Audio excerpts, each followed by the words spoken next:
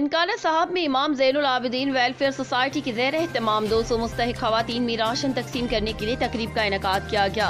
अमीर मरकजी जमात अहले हदीस जिला ननकाना साहब मौलाना अब्दुल्ला मुजाहिद और सीनियर नायब अमीर मौलाना हाफिज अताउर रहमान साकिब तकरीब के मेहमान खुसूसी थे। उन्होंने सोसाइटी के बानी ज़ैनुल आबिदीन और दीगर मेहमानों के हमरा मुस्तहिक खवातीन में माहाना बुनियादों पर दिया जाने वाला राशन तकसीम किया।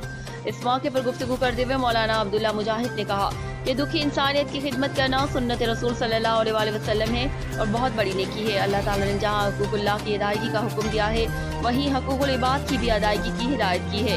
उन्होंने कहा कि माशरे की दुखी, नादार और मुस्तहिक लोगों की खिदमत करना हर साहिब इस्तिताअत शख्सियत की जिम्मेदारी है, जिसके बारे में उससे क़यामत के रोज़ पूछा जाएगा।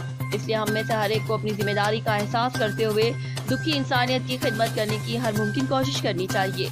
उन्होंने मज़ीद कहा कि उम्मत मुस्लिमा आज जिस मसाइल से दो चार है उसकी बड़ी वजह दीन से दूरी है। रिपोर्ट महर अब्दुल गफूर, मोड़ कुंडा, ननकाना साहब।